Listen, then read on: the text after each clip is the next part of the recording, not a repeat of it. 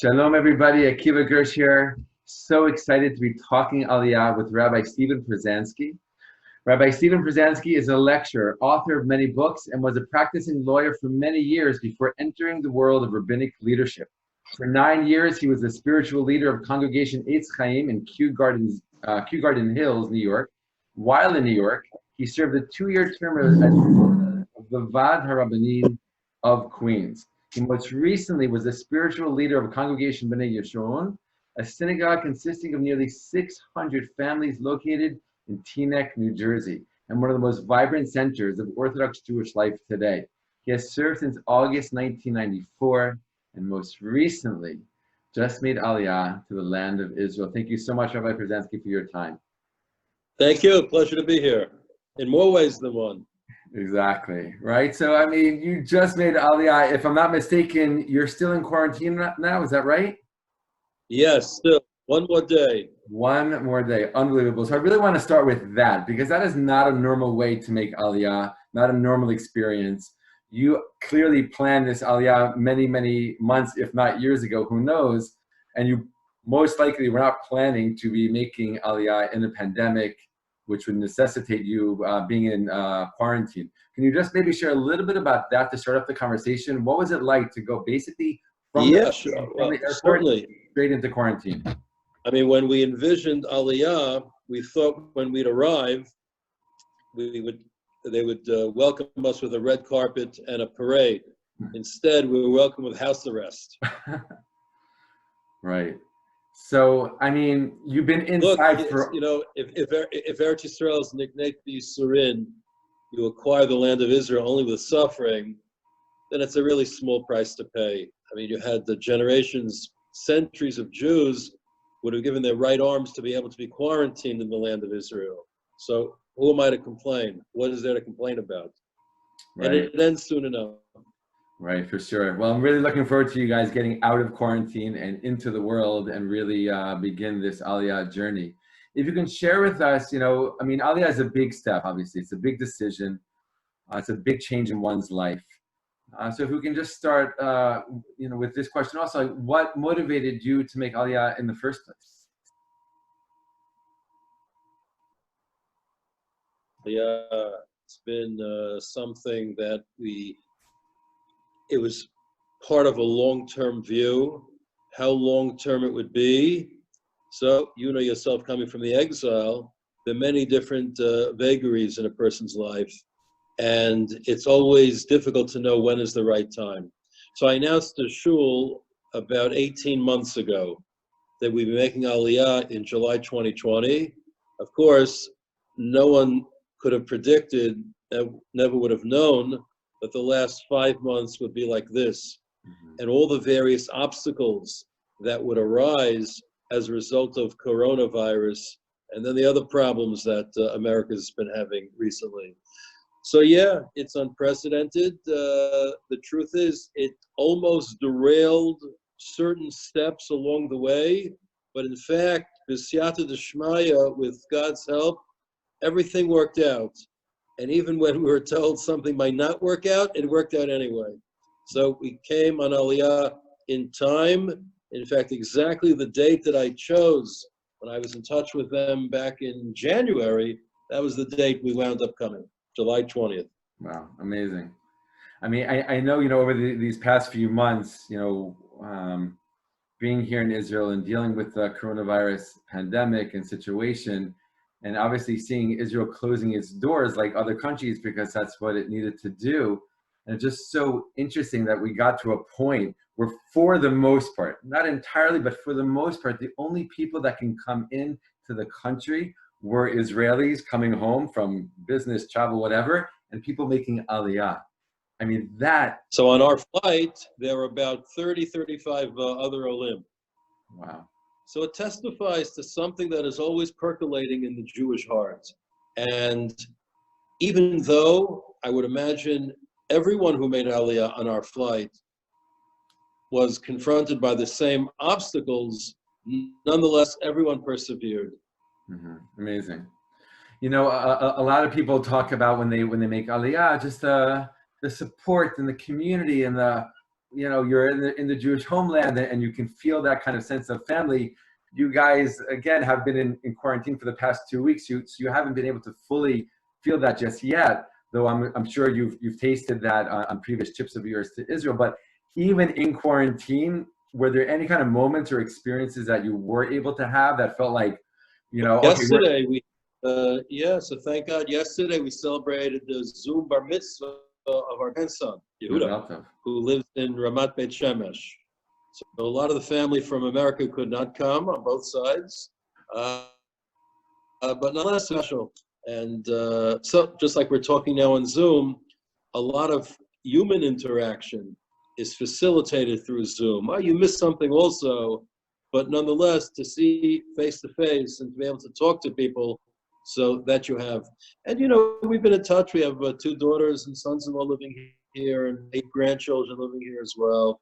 So they come and we wave at a distance from our incarceration and to say hello. So the neighborhood where I'm living now has been absolutely outstanding in providing us with food and calling and making sure that everything is taken care of.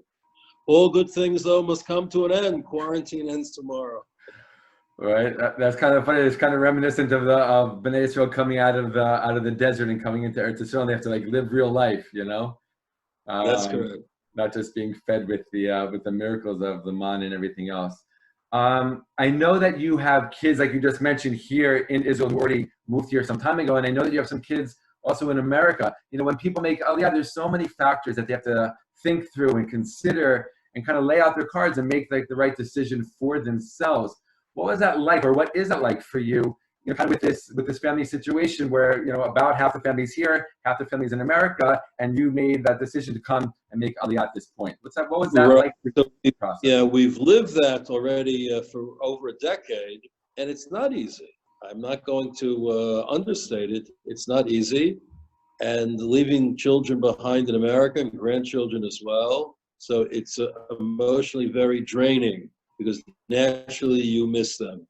And we're living this sort of double life for years already, coming here and seeing all the children and grandchildren here and feeling very comfortable here and not wanting to leave. And then going back to America and seeing the children and grandchildren there and being very comfortable there and also not wanting to leave. So you're really pulled, in 2 different directions. At the end of the day, you have to make the best decision for oneself, one's spouse, and really in terms of long-term, where one thinks it's best, not only to live, but to set an example so other family members and really other Jews come as well, and they see Israel as not just some exotic vacation destination, but they see it as the homeland of all Jews. That's a perfect bridge to my next question that I want to ask you. I think one of the most unique and fascinating parts of your story and your experience and really your life is that you're making Aliyah to 26 years of being a rabbinic leader in a very vibrant, very strong, very passionate and committed Jewish community in America. There's a couple different questions I want to ask about that, but just, maybe let's start for you. What was it like for you to leave your congregation that you were so connected to and so part of for so long? It's not easy. I served at Congregation B'nai Yeshurun in Teaneck, New Jersey. It's a wonderful shul, wonderful community. I am not fibbing. I never would when I say that. To me, it was always the best rabbinic job in America. I couldn't ask for anything better. And you establish such close and intimate ties with so many members of the shul that they become sort of an extended family. So it's difficult to leave your flesh and blood, but there's an element of sorrow and anguish leaving so many people with whom you've had such a close bond over these years. So again, I'm still in touch with many of them. I record things every day and people call and, Zoom, FaceTime, etc., WhatsApp. So it's nice to keep in touch that way. But yeah, it's not just a change of lifestyle and a change of employment, but it's really a change of focus in life.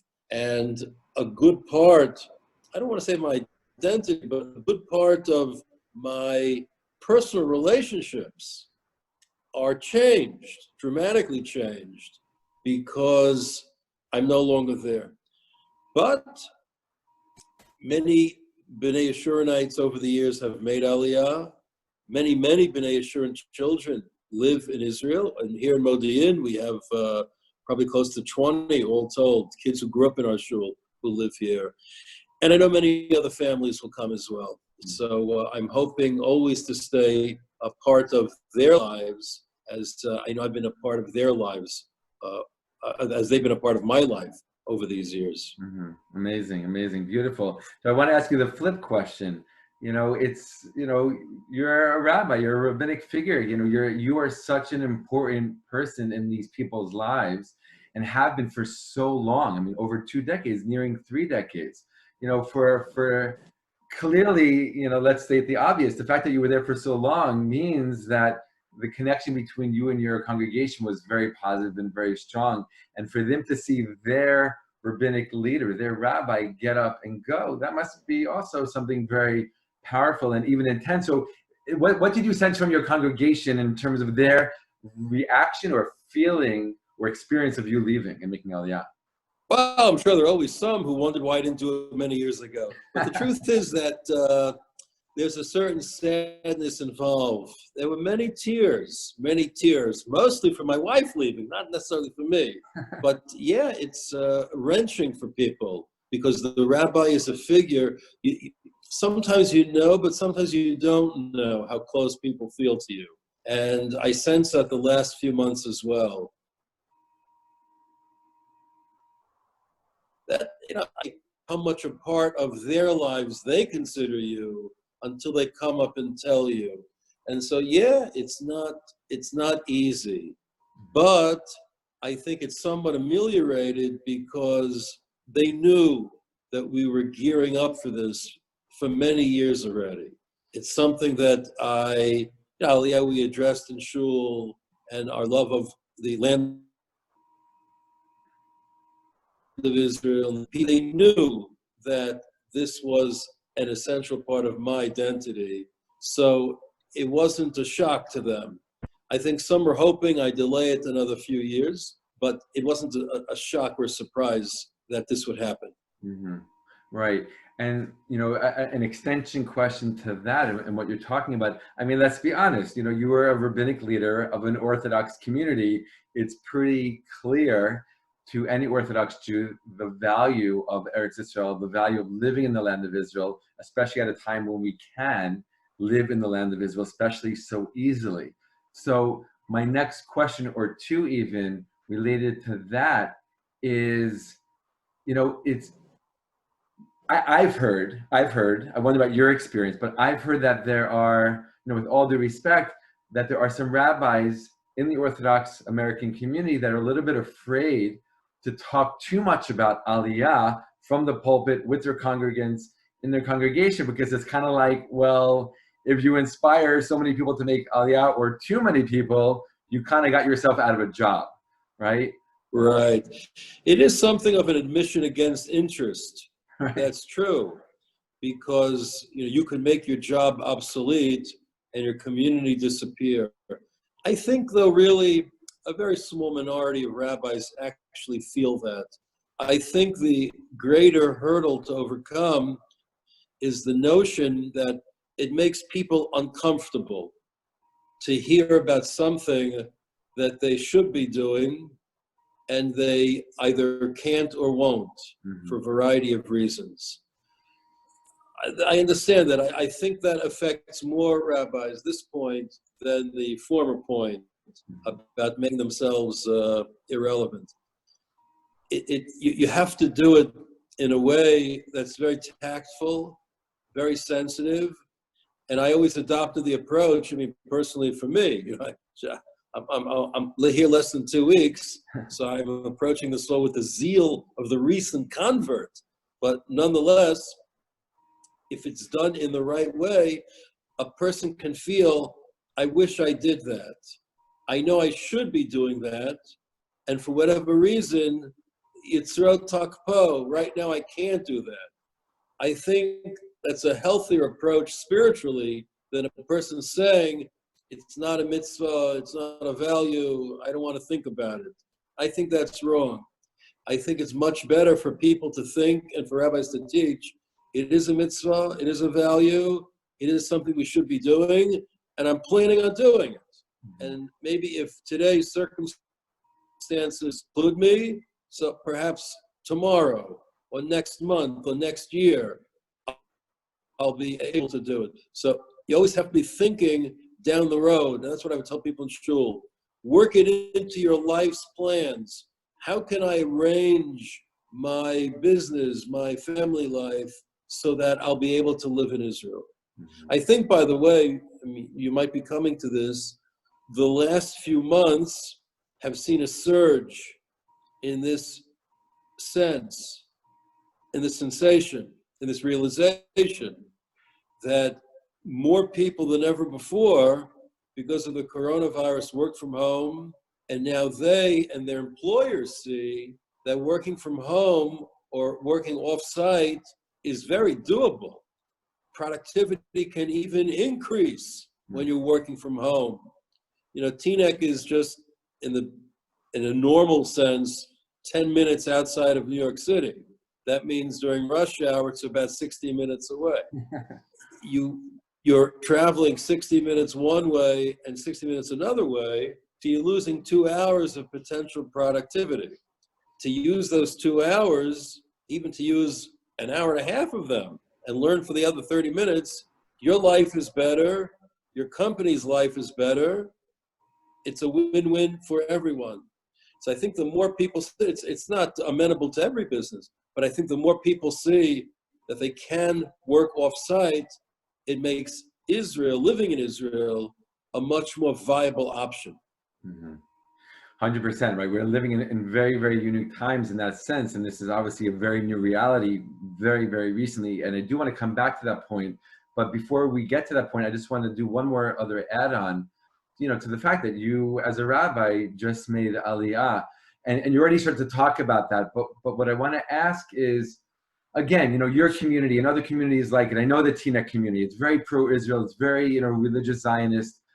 It supports, you know, their kids going and learning in yeshiva, and if their kids make Aliyah, it's like, yeah, we made it, you know, kind of feeling. But, you know, if someone in a congregation makes Aliyah, they're like, you know, pat on the back, kol kavod, you know, maybe one day. But when the rabbi makes Aliyah, that's like a whole nother thing. That's like a whole nother kind of, I don't know, statement of some sort. And my question for you regarding that is, do you feel like there are, you know, because again, people look up to the rabbi. They look up to the rabbi for direction in life, spiritual guidance, halachic guidance, you know, when it comes to challenging times in life. And you just picked up and made Aliyah as a rabbi. And I'm just wondering, like, you know, for you making Aliyah, maybe other rabbis from America that you know who have also made Aliyah in recent years, what do you think that, like, the congregants that are, you know, are still back in America, do you feel like they're thinking like, okay, you know what, if the rabbi's making Aliyah, like, guys, we have to start coming up with a plan already? Do you feel like there's something that's brewing there?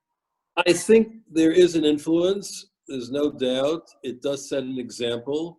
People have to make their own decisions also. Right. But I want them to think about it, to deliberate very carefully, and understand that, again, Israel is not some place that's foreign to us. Galut is foreign to us. That's unnatural. Israel's a natural home for the Jew. So, yeah, I think if a rabbi goes, then it certainly obviates the question of, well, if the rabbi's not making Aliyah, why should I? Because now they can't raise it anymore. So that, in a small sense, it does take away that question. But I think other rabbis will take my place in any place, of the place of any rabbi who makes Aliyah.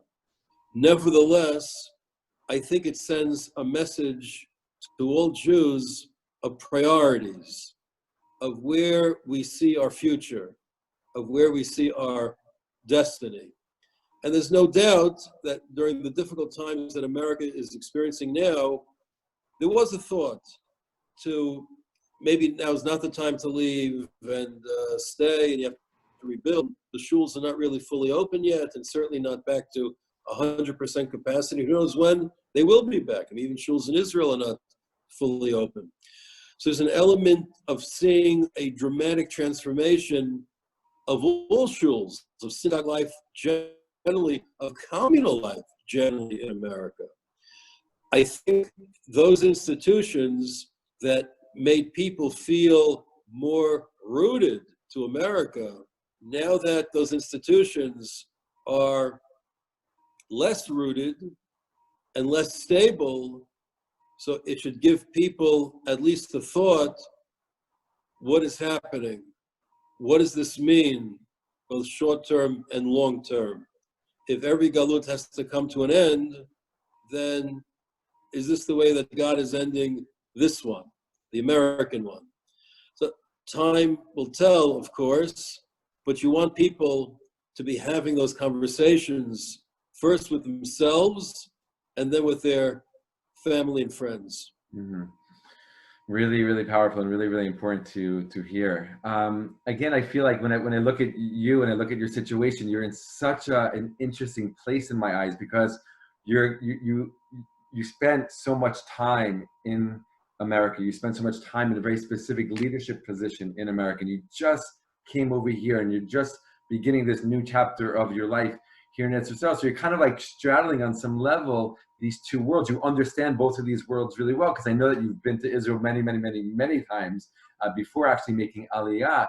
And so my question to you is this: you keep referring to, rightfully so, this very unique situation in the world with coronavirus, with the other problems that have come to the surface in America, and the way that it's affected American communal life, Jewish communal life in America.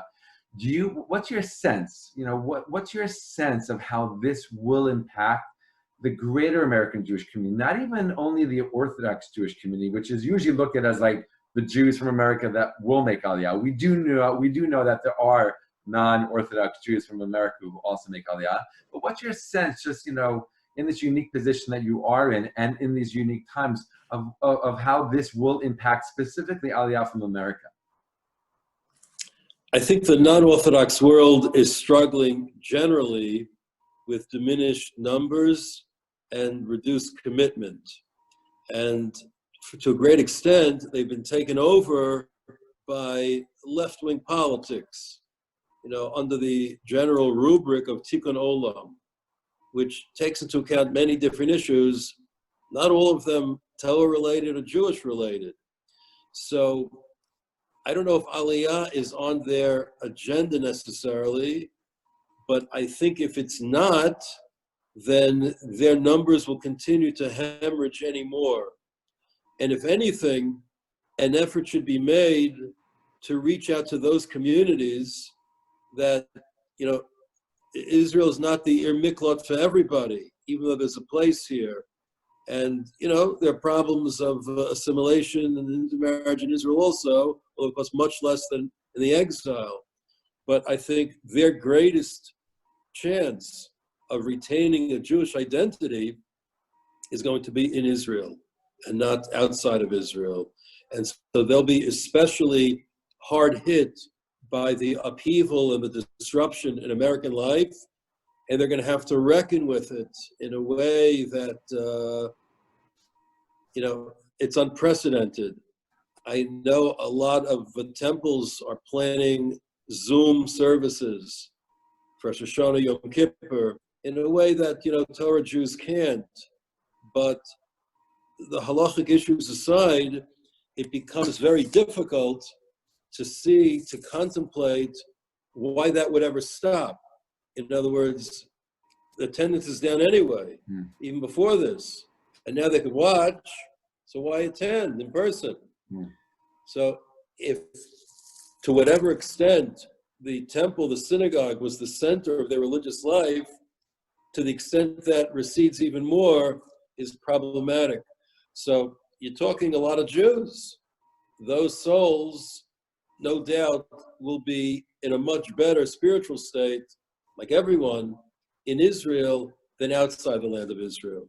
In terms of the Orthodox world, I think there is an increased appreciation for the land of Israel, the state of Israel, even in the Haredi world, aside from small fragments, you don't really see the antagonism that existed towards Israel that you had even in the 60s and 70s. It doesn't exist. A lot of Haredim, for example, not traditional Zionists by any sense, voted for our slate in the recent American Zionist elections, Eretz HaKodesh, because they love Israel and the land of Israel, the people of Israel, and they want to see Israel be a Jewish state. And they have as much a share and an opportunity to mold the Jewishness of the state as people who, march in the parade on Yom Ha'atzmaut or in June in New York, whenever it's to take place. So there's an enhanced sense of appreciation and love for the land of Israel, the people of Israel. And I think, I don't want to say, overstate it, but I think there's a sense that HaKadosh Baruch Hu, who runs the world and who navigates our history, has brought us to this moment. And in this moment, we're 72 years into the reestablishment of Jewish sovereignty over the land of Israel. It's 72 years, so fewer and fewer people will even remember a world without Israel. For that matter, I'm a little older than you, but how many people remember in Israel before the Six-Day War? Mm-hmm. They just assume this is what it is. I mean, part of the unrest that exists amongst American Jewish youth and their relationship with the state of Israel is that those who grew up in the 70s and 80s, and certainly in the 90s and 00s, they only know the sense of Israel under international pressure as an occupier and as another people want the state, the land, etc. They haven't seen Israel as the plucky underdog fighting, defeating 5, 6, 7 Arab armies in 1967, 1948. They know nothing of that. That's ancient history. It's like the 15th century. So they grew up with a different reality of Israel. But nonetheless, again, aside from the fringes, the closer you are to Torah, the more you're going to have an appreciation of what God has wrought in our generation, and especially the opportunities that he's given us, all right? In 1948, there was, or shortly thereafter, there's a poem written here, Magash HaKesef, about the state being delivered to us on a silver platter. And of course, it was meant satirically, because a lot of blood and sacrifice went into founding the state and to sustaining it all these years. But I'm filled with gratitude because from my perspective, and really I think from the perspective of every American Jew, at the very least to make Aliyah now, it is given to us on Magash HaKesef. It's a silver platter because you have everything here that you would want to live a full Jewish life with good Jews, with nice Jews, all right? As far as I know, I'm in Bidud. I just assume everyone's a good driver here also. I haven't seen any bad drivers. So everything is beautiful. But it really is a tremendous God-given opportunity. And halavai, we not squander it. So 10, 20, 30 years from now, a Jew in New York or New Jersey doesn't say to his or her child or grandchild, I should have made Aliyah in 2020. I should have had, 2020 vision and said, this is now the time. Why didn't I do it then when I could have, instead of having to live through decline, revolution, unrest, upheaval, political turmoil, etc. Right. I mean, again, really powerful and really important. And it brings up for me, you and I and many people like us, we're big, advocates of Aliyah and Jews living here in Israel and coming home after 2,000 years of exile. And we want to be sensitive and we don't want to tell people what to do. We don't want to scare people into making Aliyah, obviously, right? But the truth is that there are real threats in the world, specifically in the largest Jewish community outside of Israel today, of course, being America. So how, I mean, how do you, or how would you balance that sensitivity with also being very open to what's going on in the world today, specifically the rise of anti-Semitism? If congregants of yours were still I've never thought, came up to you and said, what should we do? Yeah. What would So you do? I've never thought that negative Aliyah or coercive Aliyah is going to work for American Jewry, because the notion of the American Jew being forced to become a refugee and flee suddenly is remote. And it's not, it doesn't mean it can't happen, but it's not something that's within the ken of the imagination of the average American Jew. And that's because for all the turmoil today, America is a very resilient country and always has been. And it's had other eras of turmoil and unrest and revolution and civil war, for that matter. It's had it all. Maybe it's a little different today. I think it is a little different because today, for the first time, it's really the elites of the society, including a good percentage of the people in government, most of the media, actually finds America to be an immoral place with a sordid history of which there's nothing to be proud. That psychological malady never afflicted the elites in the past, not even during the turbulent 60s. It was the opposite then.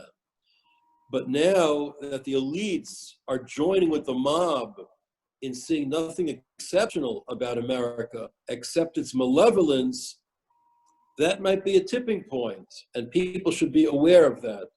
Nevertheless, I've always thought that what would appeal to American Jewry is not the negative coercive Aliyah, but the positive voluntary Aliyah, speaking to the Jewish heart. The more Jews understand the value of the land of Israel, how the entire narrative of the Torah, for example, God creates his universe and founds a people, the children of Avram, and gives them a Torah and takes them to the land of Israel. That's the narrative of the Torah. To the extent that Jews realize that's the story of the Torah in a nutshell, and that one key ingredient, that the land of Israel is the tableau on which the Torah is meant to be implemented, when that sinks in, there'll be a greater incentive for Aliyah. All the problems that arise today, let's say, you can't say they're the icing on the cake, but we could say it's the makeh b'patish. It's the final blow, that there are all these positive reasons to come, and then add to that, you know what? There's too much uncertainty now in America, and perhaps terrible economic upheaval ahead. So therefore, maybe now is the right time to go instead of 5 or 10 years. Mm-hmm. I have to say, I really, really like that approach and that answer to that very difficult question. It's really focusing on the positive while not hiding from the negative, but really kind of, speaking to the Pintaliyah, the point inside of the Jew that's always connected to this place, but also, helping them to be aware of where we are right now historically, but still making it a positive step, a positive Aliyah, and not a refugee kind of experience. Yeah, I really like that. I think my last question. Yeah. My last question I want to ask you is maybe on a little bit of a lighter topic, and that is, you're getting out of quarantine in just one day. What are you so excited to do when you finally can emerge from quarantine and get? Well, it's a big day. The lift is coming. And I'm looking forward to the reunion with 125 boxes of sarim that I brought from America. So that'll be a joyous reunion. Amazing, amazing. Rabbi Pruzansky, I just want to thank you so much for your time and your insight and your wisdom, your perspective and your experience that you bring into all of this. Huge mazal tov again on your Aliyah and this new step and this new chapter in your life. And I just really appreciate this conversation. Thank you. I hope we meet many times in the future under the best of circumstances. Amen, amen. I'm looking forward to it. Thank you so much. Amen. Thank you. Bye-bye.